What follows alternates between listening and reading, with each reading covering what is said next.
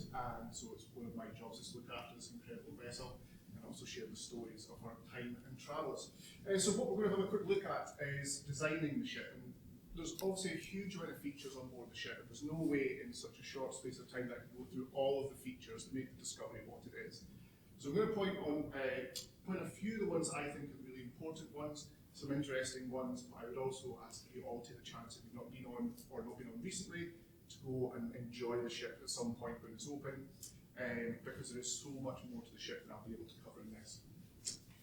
So this is obviously not our Discovery. This is the modern Discovery, which was built in 2012 and still doing oceanographic research to this day. I don't know, did anyone in the audience manage to get along to that Discovery when it was in Dundee? Yeah, a couple of you. It was a fantastic weekend. We had the Discovery came to visit Dundee. We hope this year and potentially next year as well to come back and visit us. Lots of obvious differences. The main one is this is obviously a metal ship and not wood. Now there's a couple of reasons why our Discovery was made of wood and not metal, like this modern version of the Discovery.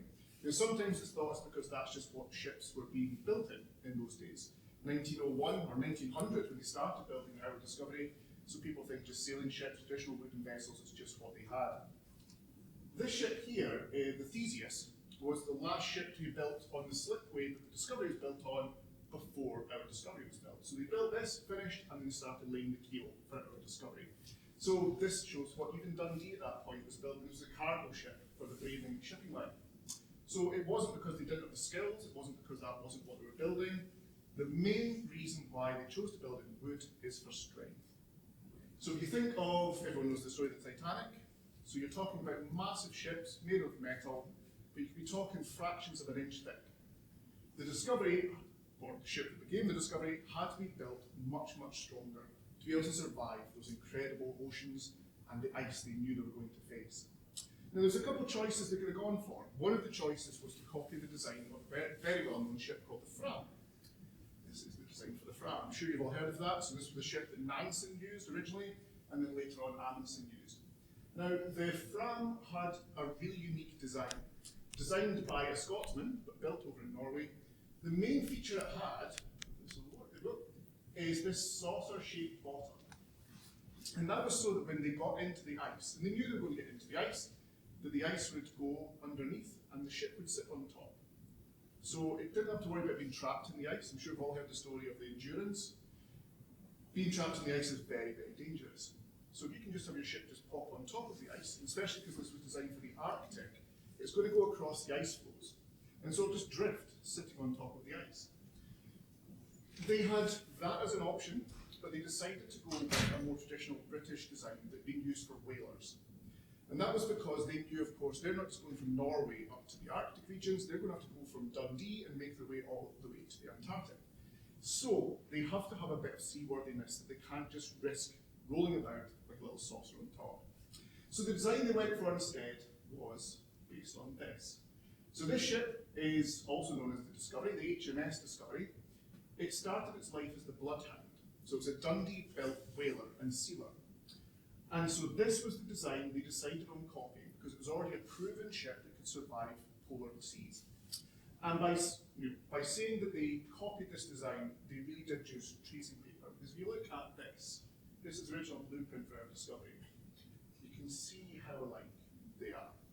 So our Discovery, although purpose-built as a scientific research vessel, really did have its origins in Dundee whaling ships. It copied a lot of what they had. This is the earliest blueprint that we have. So this is when it wasn't even known as Discovery. It was just known as Proposed Antarctic Exploring Vessel. A very snappy title, but they eventually landed on Discovery. Our Discovery became the 6th in the line of ships known as Discovery that went exploring. It was the first purpose-built one for scientific research though. Now, the wooden elements of it allowed it to be strong, but of course they could add extra design elements into that to keep that strength. Now, this fantastic photograph here shows them starting to build the ship. So they started on March the 16th, 1900. This photograph is from September 1900. So you can see they're starting to get their way through here. A couple recognizable features. So this is the stem. And up at the back, you can start to see the shape, very unique curves that they started to add in. They were using steam treatment to steam bend timbers. And then, of course, they add more and more and more layers layers onto that. So, a little bit further along, you get a really good idea of these incredible shaped timbers. And you can see some of them in place. This will go up and round to join onto the hull. Now, that extra strength being added in by laminating more and more pieces, especially when it came to the bow section, meant that by the time we finished construction, added all the planking and so on, that this incredibly strong piece here, this strong bow that was going to be the part that forced its way through the ice, was in places, adding on all the timber together, over 8.5 feet wide of solid timber. Onto that, they also added metal plates. So you can see them just there. Those metal plates, again, just adding extra reinforcement as they're working their way through the ice. So this was the fantastic shape, and you can see it's not saucer shaped. There's a couple issues with it, and I'll talk about them in a second, but this was what's going to help them get through. Our Discovery could go through older ice, so second year ice, even third year ice. The modern Discovery is only rated for first year ice, so that means ice is formed in that particular year. So our Discovery, with all this incredible strength, is stronger and better prepared than the modern Discovery is. Maybe not so much now, I wouldn't take her out to the ice now. Now, a couple other features they had that were relatively unique. The overhanging stern. So you can see up here in the section, traditional Dundee whalers often just had a flat, square back. The overhanging stern was deliberately designed, and it was so that when they were in those rough Antarctic seas, the southern oceans, as the sea swells are going behind them, instead of the sea breaking over and crashing down the deck and swamping the deck, it would push the ship up and forward. It helped it avoid danger and also made it travel faster, travel further. And within that section here, you can also see two very helpful sections. You just like see there's a hole in the hull there. That was to allow the rudder and further back the propeller to be lifted up through the hull. So traditionally, if you had damage to your propeller or rudder, somebody would have to go underwater. If anyone's watched The Terror, the fantastic show, you've seen that poor man being sent down in the diving suit, or more often than not, have to try and dock the ship. By having it in this situation, they could lift them up through the hull and make repairs or replacements. They had to do that once as they were leaving Antarctica. The rudder was damaged, they had to use the replacement rudder to go inside. But this also meant that when they were getting locked into the ice, they could lift them up and they reduced the risk of the ice breaking your rudder or really damaging your propeller. So you can see in this photograph here, the propeller is not quite sat. It's not quite sat in its bracket properly, but it simply has a hole at the top. You would hook on with blocking tackle and you would lift that up through the hull. And the same with the rudder. And you can see that happening here. So this is the rudder being lifted. You can see it's just a simple lifting hook that would pull it through. And again, blocking tackle on board the ship. We are about to start lifting the rudder again for some of the urgent works we are doing. So please do keep an eye on the social media channels and see when that is advertising being happening. If you get the chance to come down and see it, it's an incredible thing. It's about 6 tons, 8 meters high. It's going to be lifted up through the hull once again and placed onto the quayside for about the next 12 months. It's an incredible thing to get the chance to see. And the chap over here standing above the rudder well, the propeller one just behind there. Now, by March the 21st, 1901, so just a day ago, was our birthday, she'll be 24 now. This was it getting ready to launch. You can just see the bottle flying through the air. It must stop, isn't it, man? Flying through the air to launch the ship. So this incredibly strong ship was just about ready to start its journey, but it needed a few more very important features. Because when she was launched, she had almost nothing of the upper deck. So you can see here in the picture on the right, this is the Discovery as it was along Victoria Dock.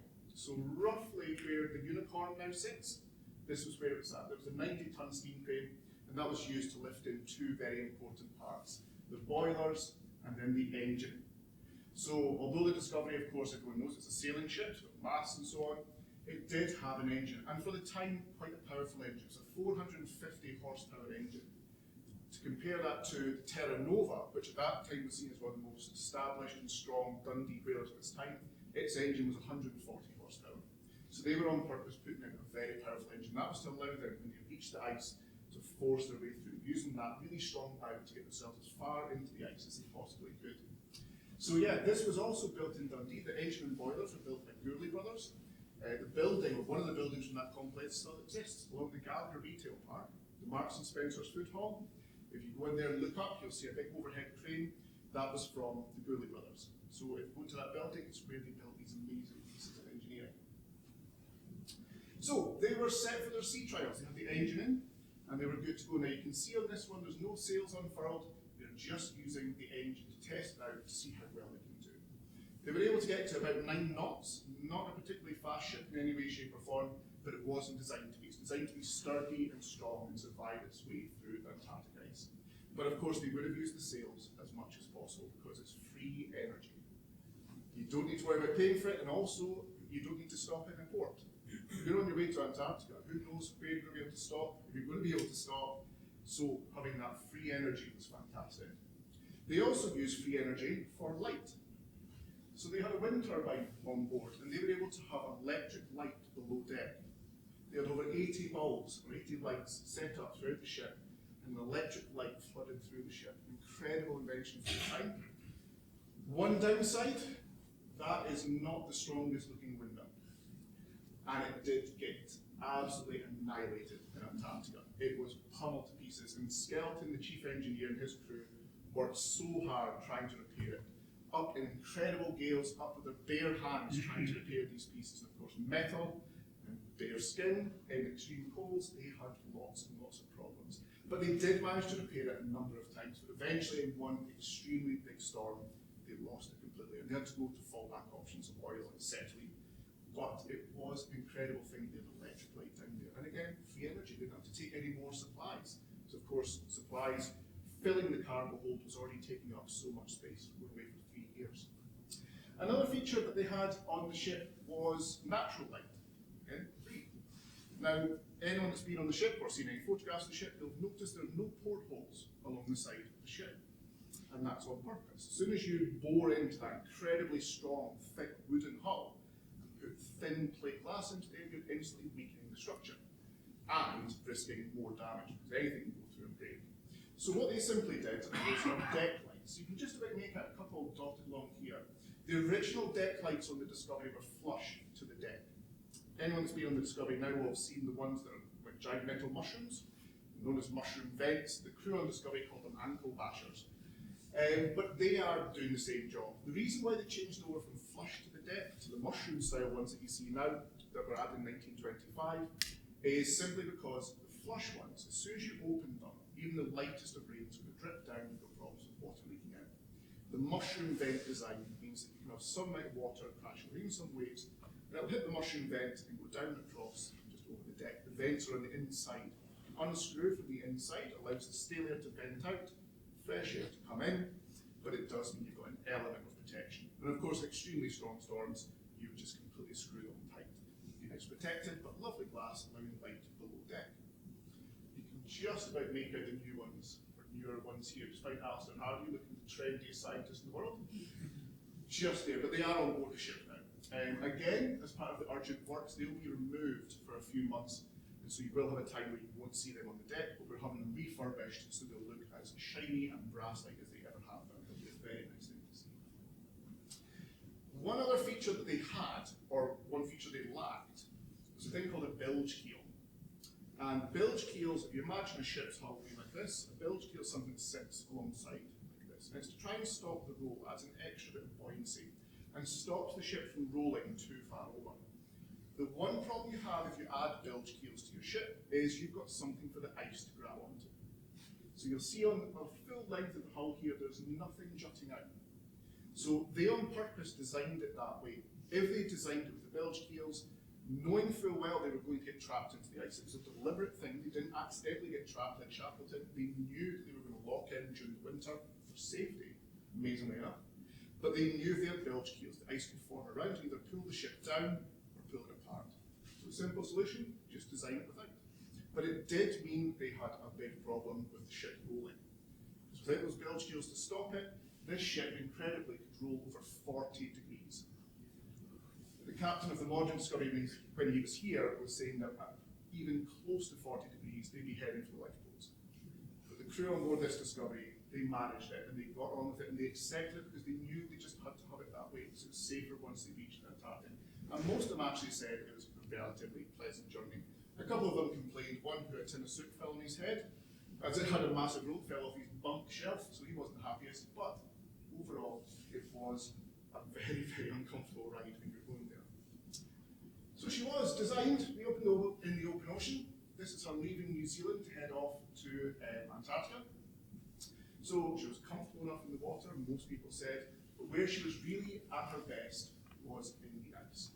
All of those designs and all of the other ones I've not even had a chance to talk about, the incredible features that are on board, allowed for the Discovery to survive. It survived 2 years locked into the ice. So not just being around the ice or in the ice floes, this ship was locked in, and by the end of 2 years was 20 miles from open water.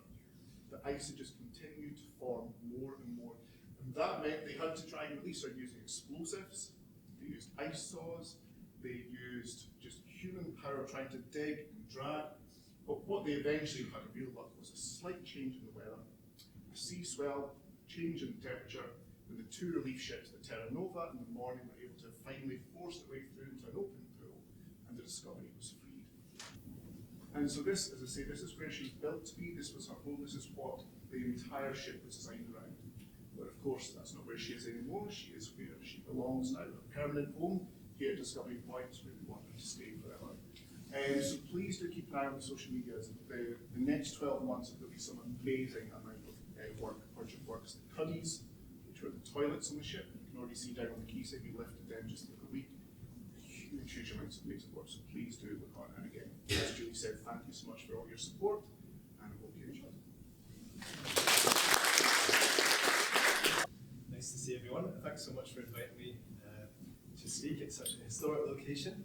And it's a thrill to be able to bore you all for however long it takes about skis. I've been wanting to do this for years, so yeah, following on from a fantastic piece about the Discovery there, I'll be incorporating similar ideas about wood and wood laminations and trying to span about 10,000 years of ski history, which is quite ambitious, but we'll see if we make it. So I'm going to talk about who am I and my kind of ski making journey and stuff, and then a bit watch about the history of skiing, and then I'm going to kind of move into how skis became chosen as the tool for polar exploration, and some of those early innovators, adopters, and pretty much skiing heroes that probably everyone should know about if you're into skiing. And then maybe a little bit sort of wade into various kind of controversial areas about Amundsen and Scott and things like that. So, and then the last section I'll talk about skis very similar to the one standing here, which I made for a Channel 5 program with Dwayne Fields and Ben Fogle, where they dressed up with all the gear and all the food, all the equipment that Scott and Shackleton would have had, and had a few kind of bashes around Antarctica. Did anyone see it actually then? Yeah, during Switch to the Pole. So it's really amazing to be involved in that. I'll tell you a bit about the kind of process we went through to design, very accurate skis for the expedition to make sure they suffered the most, which I think you saw in the program. So this is a quote I found in Scott's diary about the Discovery, and he says, "The art of building wooden ships is now almost lost to the United Kingdom. It's becoming increasingly difficult to find the contractors or the seasoned wood or the skilled workmen, and so it's all passing away." And this kind of was how I felt a little bit about the traditional ski making techniques. I know still in Norway and Finland and Russia, they're still very much at large, but I thought it'd be lovely to try and step into that lineage and learn some of the skills myself. So I've been cracking out skis for about 10 years now, as kind of commercially, but back in university, I did product design here in DJ CAD in Dundee, and I was looking at trying to develop skis that could be kind of looking forwards as well as back, so incorporating technologies from this sort of period of skiing, and also incorporating modern laminate constructions, carbon fibers, those kind of things. Trying to come up with a ski that was made a little bit more sustainable, but still high performance. So that's been my kind of goal for years. But my favourite thing to do is make steam bent solid wood skis like this, because it's got a magic and a mystique about it, where I think the process of going through the motions of building those skis, it kind of really time travels you back in time to the forefathers of ski making. You're doing the same motions, and then actually the magic of going out on the skis that you built into the forest and things and pottering around is It's just absolutely amazing. And I love that you can incorporate, you can kind of geek out on various woods, materials, and then at the end of it, of course, is whatever adventure you decide to do on the product you've made. So let's see, the first time that the word ski actually appears in print anywhere, 1632. And skid, which is obviously a word that we use in our language today a lot for sliding around, and that was describing a kind of the Laplanders' word for their skis, which was wooden shoes. So people, kind of people who came up to Lapland in the north, they had no idea what was going on. There was even a Greek historian who thought that the Lapps had weird hooves. He saw them like sliding along, and he thought that they were kind of hooved creatures. So people were quite confused that they're coming from elsewhere. And then also it's skier in the plural, ski or skid, which I think are words we can all recognize. So the ski, it's the ultimate survival tool if you want to live in the north. Without it, it's, you're kind of stuffed, apart from maybe snowshoes, which I'll talk about as well. The first thing you might think about skiing, you might think about traveling around, to get from A to B. And also, we have a quote here by Olaus Magnus, who's a Swedish Catholic clergyman. And he's actually, this is the first time we hear about skiing as a sport. So it's a recreation. He says they can climb, these are speaking about the Sami skiers in Lapland. He says they can climb mountains that are otherwise completely inaccessible, race down the steepest valleys, especially in wintertime. Sometimes they perform such exploits in the heat of the chase and sometimes competing with others to appear at the best and win the prize. So that's that kind of first mention of it as a sport. There's some fabulous Laplander dress here. Also, this is an amazing petroglyph, so a stone carving from Russia, 4,000 years old, and it's absolutely, there's a lot in here if you're a skier, because you can see there's actually 3 hunters. They're traveling together in the same track, they're going downhill, they stop, they separate. We've got a guy with a spear, someone with a bow, and potentially a spear as well, and a little archery, landed 3 arrows in these elks. So this is like kind of, obviously slightly celebratory scene of them hunting. It's a scene of survival, but yeah, it must have been quite an intense moment. So we can see the ski is absolutely essential in winter because it means you can outpace an elk or your prey. You think about the elks bogging down in about this much snow, and you can fly along the top and get it and catch it and feed your starving family. So, also, not many people know, but they were a tool of war. This is an amazing print here, and it shows King Tengild from Finnmark, which is a kind of the furthest northern part of Norway. And it was a kingdom. King Tengild is from Finnmark, and him and his men are going down south to fight some horrible Viking berserker called Angren, who was basically doing all the dirty work for the King of Denmark at the time. And what's really funny, I think a lot of people don't know that there were actually war reindeers. You could ride the reindeer to war with a bow and arrow.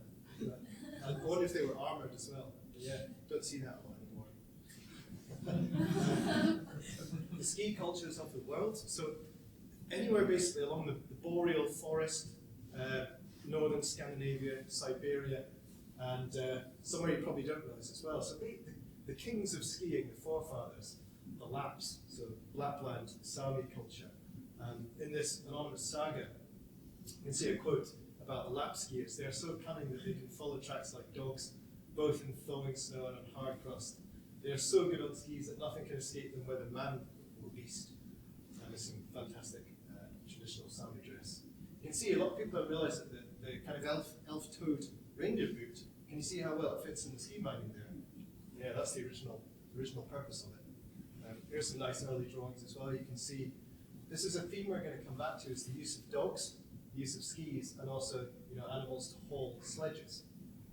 So you can see up here the hunting scene of the Laplanders with bows and arrows to hunt the dogs, and their famous tents. This has kind of been, as art is, it's always made to look of the period, of the kind of 1500s, but of course their tents wouldn't look like medieval tents, it would have been quite different.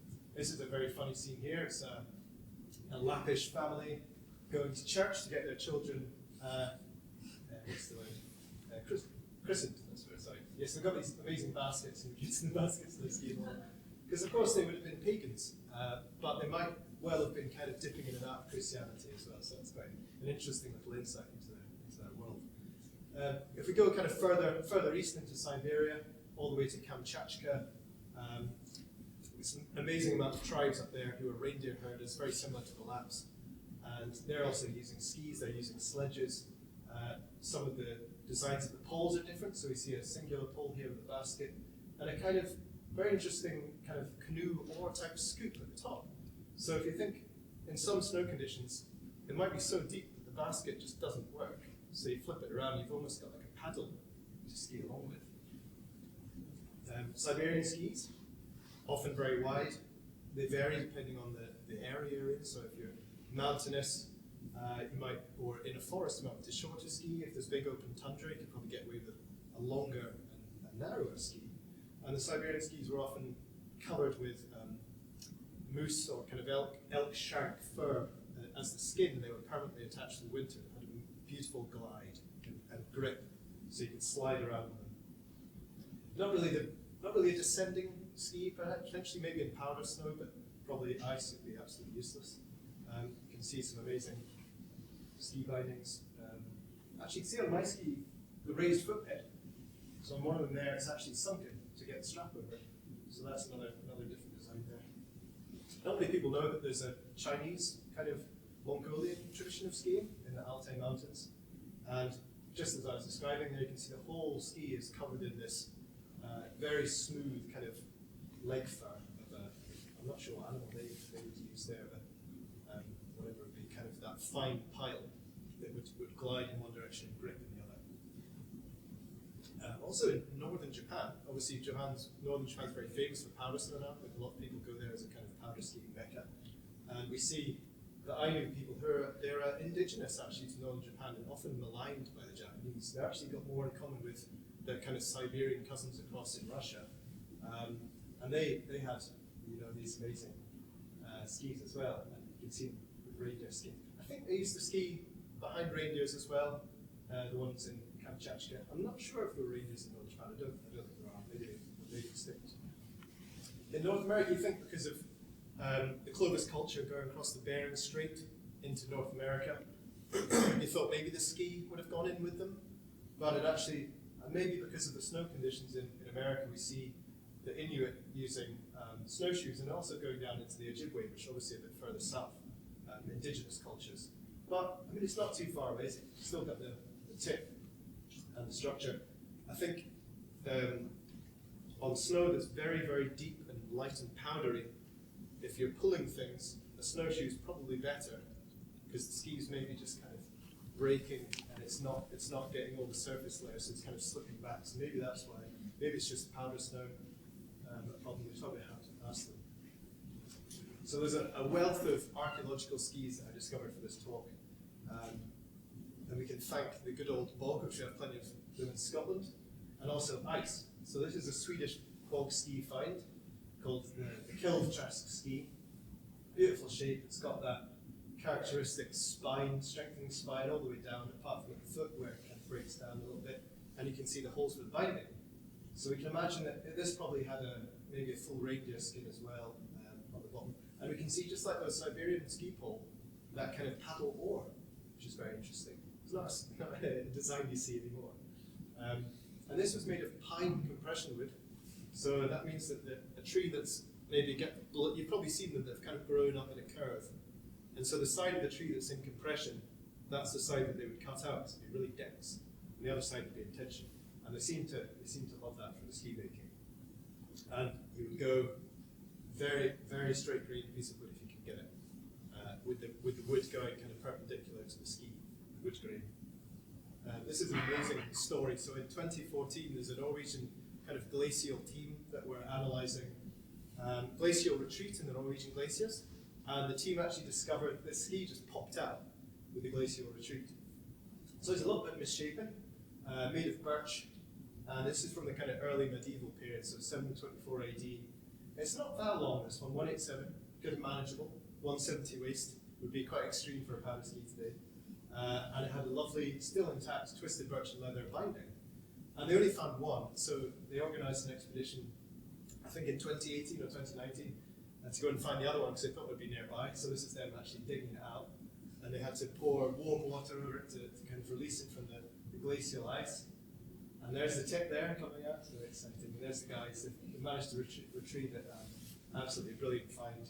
I think this is the only example of a kind of glacier fan ski in Norway. This is really cool. It's actually, the binding area is broken, and they've done a running repair and fixed it. And they've got this, and you can see that kind of twisted birch bark binding coming out there. So, and you can see quite roughly hewn. I suppose they would have had, rough iron tools back then. But yeah, very much a kind of a rustic ski for on the go. I think there were different lengths as well, the skis, so it's probably one had broken, maybe he'd made another one himself, or perhaps she, don't know. This is what they would have looked like when they were new. Beautiful birchwood. That interesting point, the hole in the tip, maybe for attaching a skin, just like you see on skis now, which is funny. So that's, a lot of technology is carried through. Skis in the Viking period, got a good bit of history here. We've got Ulu, the winter god, possibly from a kind of Germanic pagan god that's kind of moved north. The Icelandic manuscripts mention him in the Prose Edda, which is like an amazing, famous Icelandic poem by Snorri Sturluson. And this is Ulu here. Also potentially on a petroglyph in Sweden, we see him. And of course there was a goddess, the match god, Skadi, or Skadi, I think it might be. She is often depicted with as a goddess of bow hunting, skiing, winter, that sort of thing. And so if you want safe passage on your next ski trip, you could consider sacrificing a goat to this goddess. And that kind of leads us into the start of, so we've fast forwarded here a few 1,000 years or so, skis and how they became to be a tool in polar exploration. So our first character we'll meet is that of Erik Nordenskiold. I like how he's got ski in his name as well. The nominative, what's the nominative determination? Yeah. So he was traveling around. He's often doing expeditions in the north, trying to get through northeast passage, kind of breaking through ice, trying to find new ways through the North Pole. And he met some Siberians and some Japanese. I think they were the Ket tribes, and he saw them using skis, using dogs and that sort of thing.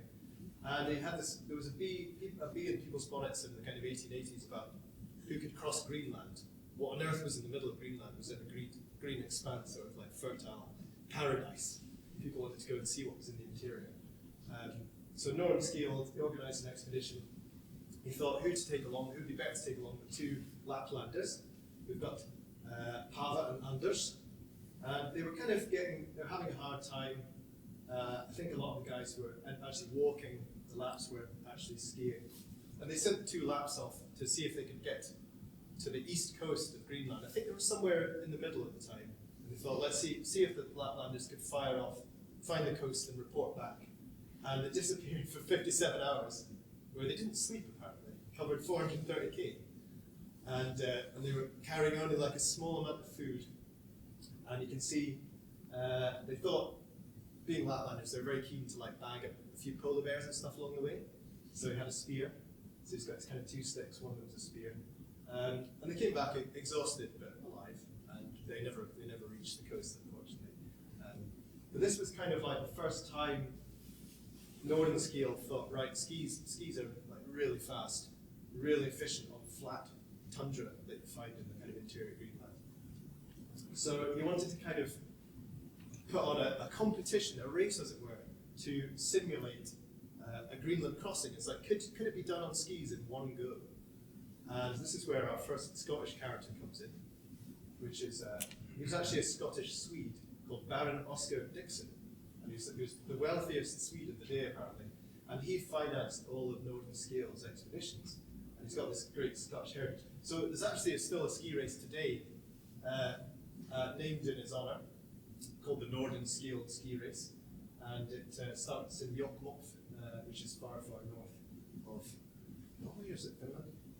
And so you can still, if you're very daft and you want to participate in this, you can do this. They run this. Red Bull runs this every year. But it's not really a race you can just go into. You have to really train for this stuff. Still got some hills and stuff. So perhaps if it wasn't for this Scottish connection, would polar exploration be delayed a few years, maybe? And this is our kind of probably one of the greatest polar skier figures of all time, Fridtjof Nansen, and he was quite an imposing figure. stubborn, handsome, and very athletic, a polymath. Amongst some of his achievements, he was kind of very well established zoologist. That was his kind of, he actually wanted to explore the Arctic to do like zoological things, and tests and stuff. National champ, Norway, ski champ for cross-country skiing.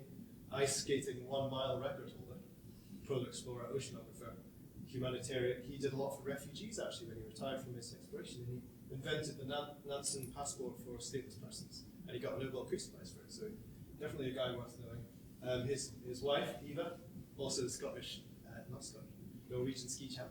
So together they were like the best skiers in Norway. He'd been watching all this stuff about Greenland. He wanted to have a crack at Greenland.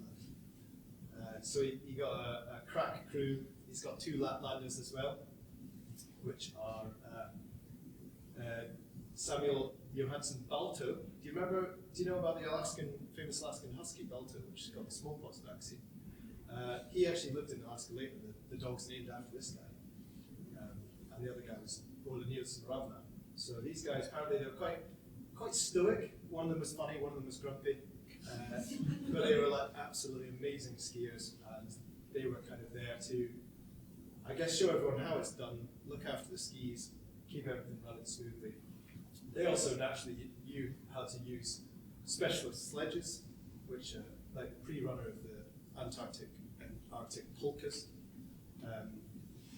And it's amazing, Nansen and his colleague Otto Svedra, he's a farmer, a mariner, sailor.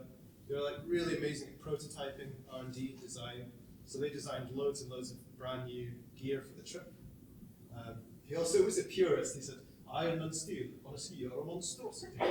So he thought having like these really kind of loose birch and leather bindings were the way forwards. There was steel bindings coming in at this period, but he thought it was disgusting to like put a screw in a ski.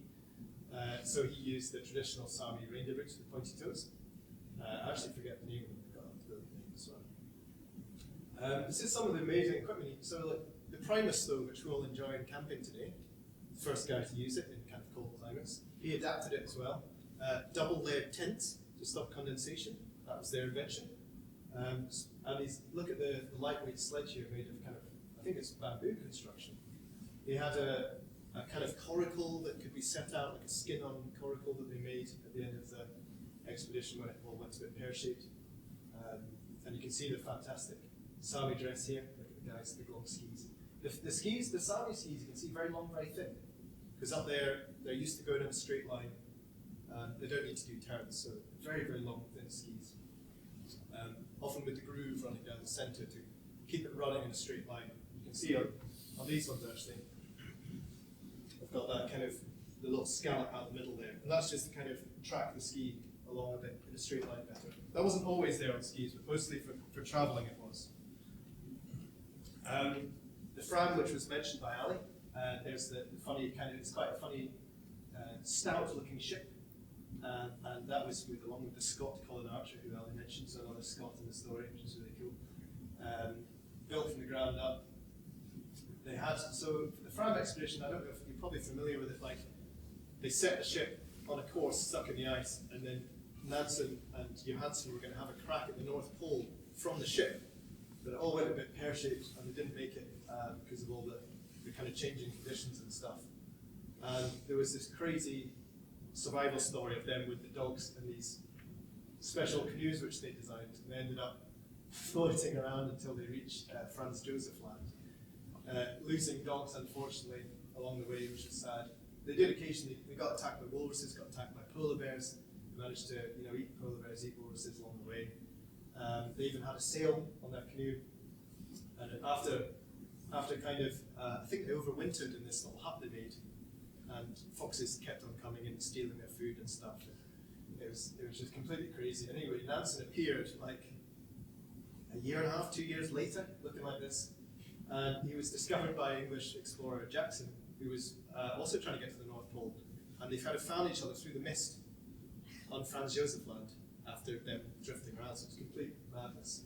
And then I think this is a genuine photo from when they met, and he was all like disheveled and black with grime. And Nansen skis are very interesting. Can you see how they have that double that double kind of rocker design. Very, very slim, very pointy.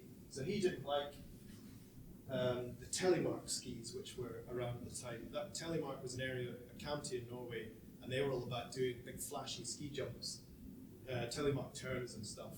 And he didn't want the ski to particularly turn or jump. He just wanted to go in a straight line.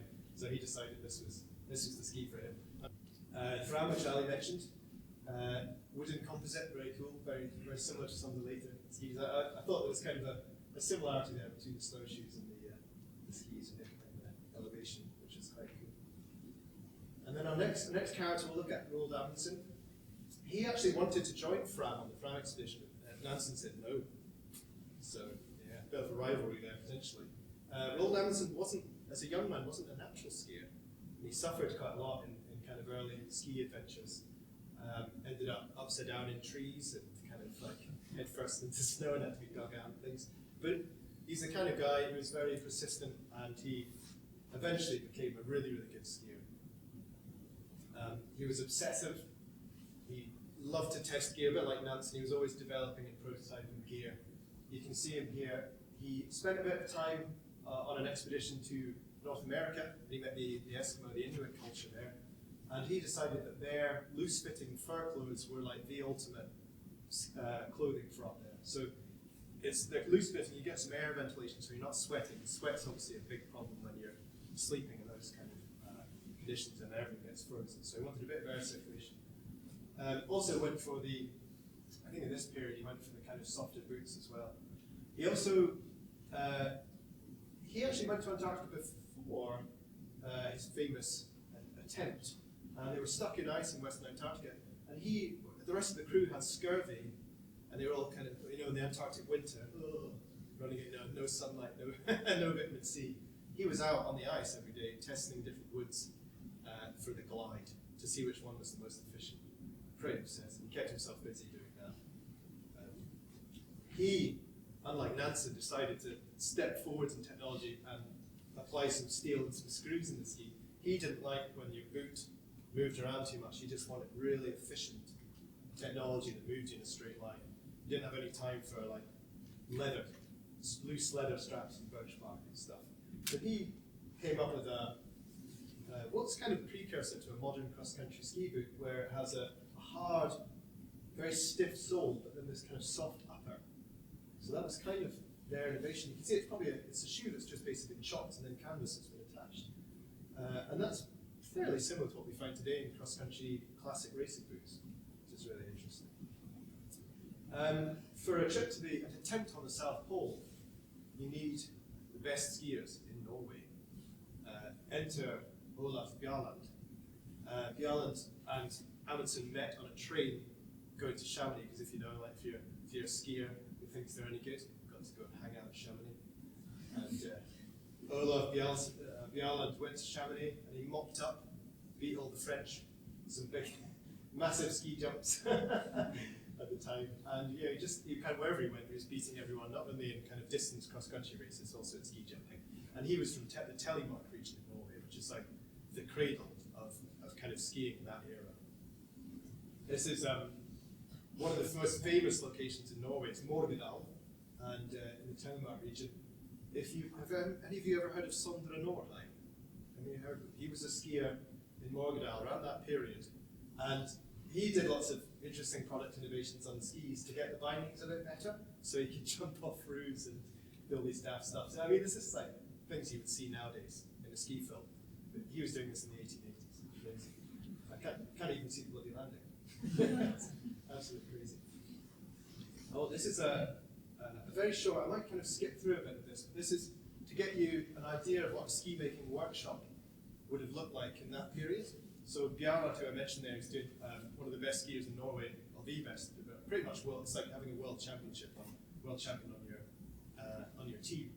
He was a ski maker as well, so he knew all about the importance of ski waxing, because if any of you have skied and snowboarded, you probably know when your board gets dry and runs out of wax, you slow down. If you're trying to get to the South Pole, you want to be really, really efficient.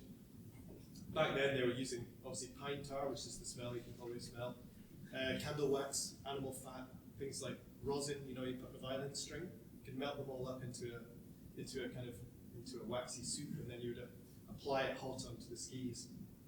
And they had to do that a lot. I think on the voyage on Fram to the Antarctic, there was a guy, constantly saturating the skis with wax and stuff, trying to get them as fast as possible.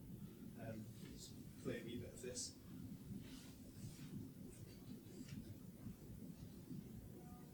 So it's a film from the 70s actually, but the guy in it, I don't know if he's dressing up as someone from that era or is this genuinely what does it look like? So the first thing I'll show you is them selecting wood. Av en rettklødd stokk fikk en 2 par ski. Østvold grovhøgg emna ut I skogen. Han ber ikke hjem tyngre enn han trenger. Det enda dog. De grove emna var lagt til tørk I lengre tid. På Gjell eller en annen varm stad. So he just felled some birch and taken that to the workshop. You see he's starting to process his lovely piece of birch there with an axe. Så teker små økser I bruk. Med den skanter han. Give it a carve. And then this is, you see the jig I've got next to the ski there? Gainene og inn This I is the strikesokker, for det var tett over dampen. Det skulle hjelpe.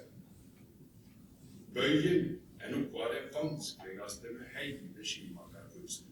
Det gjelder å få bøyen riktig formet, ikke for brå eller langbåren. Med langbøy fløt skia lettere I løsdøren.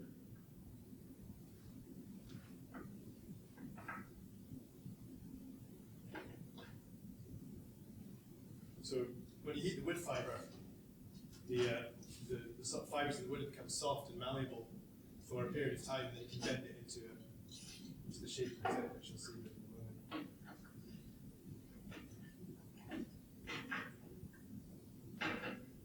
And you see how much of it's kind of done by feel and temperature and everything. You used to get a better chair, didn't you? Da helst det slik som fyrt. Putting it in a special jig, so it's very similar to the one I've made. Skal litt I skimakerfaget. I tried to copy the kind of design you've done with the marking gauge, something similar. The front of that ski is very similar. It's very kind of telemark specific tip. So every ski maker had a special design which they would show. Så for en 2. And the binding is twisted birch bark, which is put through the middle of the 300 år siden kom noe nytt. En halvbinding liksom, ikke nekk. Den gikk fra tåbindingen og midt under foten til ilken. Og so that there is quite similar to the bindings kind of Nansen would have been using. And what's good is you can do very quick running repairs on them. There's no steel or anything to break. So if anything breaks, you can just whip down a birch tree and make another one. So really good kind of survival. 4.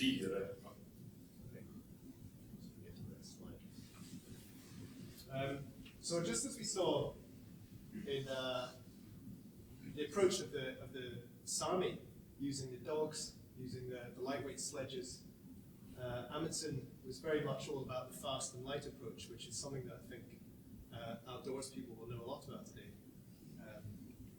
There's some quotes here. So the Nansen Svendrup, there's a few quotes. They said, "I might say that we loved our skis. On infinitely many occasions we saw how hopeless we would have been without them." And then, this is quite amazing, between Amundsen's crew, the skiing experience was 400 years. And then Scott's crew that were attempting the South Pole had 3 between them. And it was a bit unfair because Scott was obviously quite a beginner at this point, versus like a kind of world champion level skier. Apparently, I'm not sure if this is Norwegian propaganda, but apparently Amundsen's team and the dogs came back, the dogs that survived that weren't eaten, came back healthier and heavier. There's a few kind of things that maybe Scott should have listened to about using skis and learning how to ski. So there are a few hints from this was in Sir Martin Conway, who was an English explorer and mountaineer.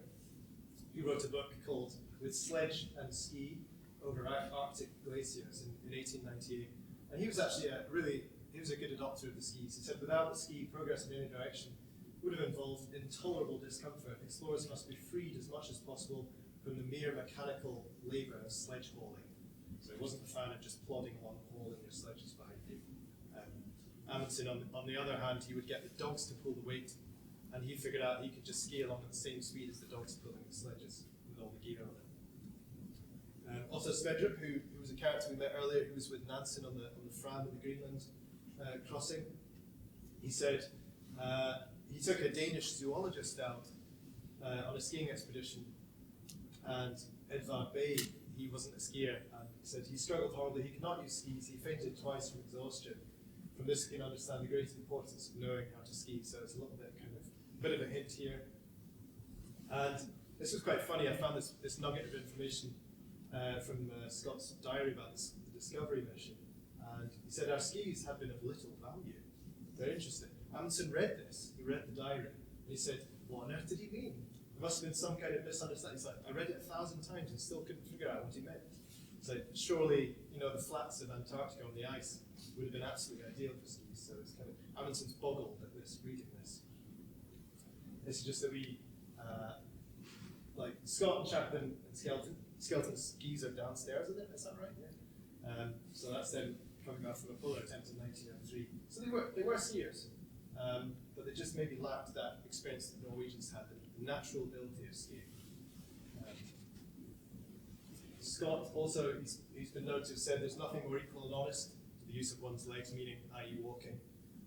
However, when he was testing his motorized vehicle in Norway, in Fairford, he did do a fair bit of ski training. So he kind of realized at the last minute, like, let's get everyone used to skiing, let's get good at skiing.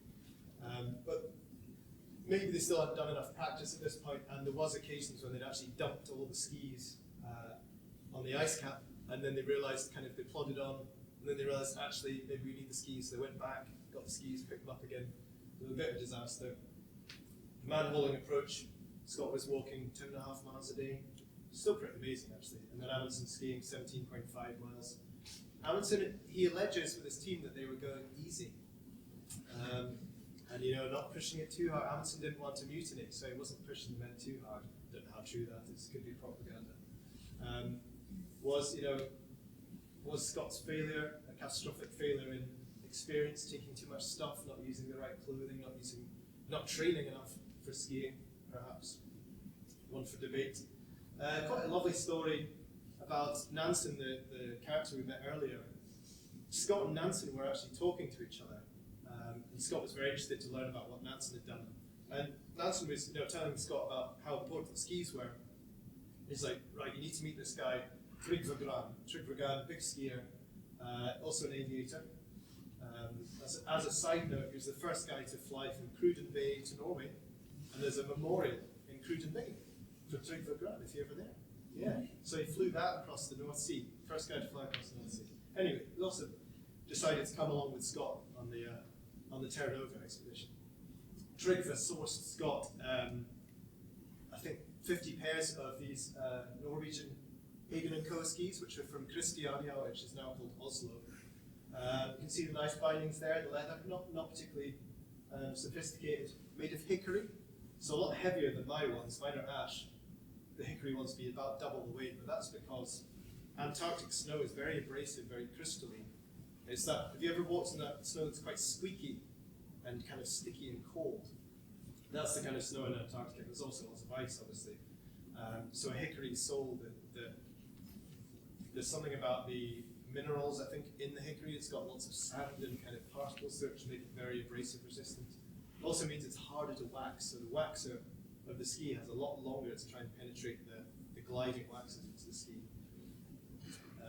Also, this is quite a moving story, but when they actually discovered Scott and the rest of the team's body, Trygve Gran was on the recovery, search effort, and he actually took Scott's skis and he skied them all the way back to the Terra Nova, so the skis could have completed the journey, which is pretty cool. So that's the kind of respect the Norwegians have for the spirit of the ski and the spirit of the adventure. There's a picture of Scott there with his sledge looking fantastic, and he's got, interesting, did you see Amundsen? I had the picture being very, very furry. So he had all those kind of Inuit style clothing. And some of you may have known that Scott obviously went for more of a kind of canvas approach. He had a new material by Burberry called gabardine, which was a kind of lightweight, windproof, waterproof of the day. And they thought that was a great idea. As we know, if any of you are in the outdoors industry, people often will throw new products at your way saying it's the next best thing, and you take it out and it's like, it's too lightweight or something. It's gone too light, and it's too cold though. It doesn't work properly. But some people argue also, his clothes were pretty decent. They also had layering systems, just like Amundsen and stuff. Nansen was, I think, another innovation Nansen brought in was having a few different layers, so you could take things on and off, which was maybe quite a new idea at the time. And that brings me nicely to the skis, very similar to the ones I've made here. So I was asked 2 years ago to make a replica pair of skis for Ben Fogle and Dwayne Fields to do a kind of slightly experimental journey where they would take a trip to the South Pole. Well, no, they didn't actually get to the South Pole. They were kind of pottering around on the glaciers and stuff. Spent 2 weeks there in completely as accurate gear as we could get them. So they had canvas clothing, the gabardine. They had my skis, which I made. The sledges made by a chap in Wales, and canvas tents and everything. Ski poles, beautiful. Absolutely authentic. Apart from the boots and the bindings, a little bit better than they had. So we had to source them. I sourced them as Norwegian boots, which made by Alpha, which is still made of leather, which is really cool. And as close as we can get the binding to it. These skis were ash, unlike the hickory ones which Scott used. So they would have been a little bit easier to ski. And I think you can see they've put skins on the bottom, like a permanent skin. So they would have had quite good grip going sledges. So I'm not sure if Scott had skins on his skis. I've got a little video of me making the skis for the TV show as well. Oh, it's also been BAFTA nominated 3 days ago. So that's very exciting. Hopefully they get one. Yeah, we'll see. It was a very small, kind of low budget production, and I think the guys are really pleased. So this is as a side note, this is a funny picture Julie took. I thought to christen the skis before they actually go back to Antarctica, because this is the first time, well, probably over 100 years that a wooden ski of that type had been back. So I thought they need to come on a spiritual journey to the Discovery to get kind of christened before I went off, and I thought I'll pose for it with a pipe, like guys like Shackleton and everyone needs to. So, this is just a quick video of me, kind of the process of making the skis.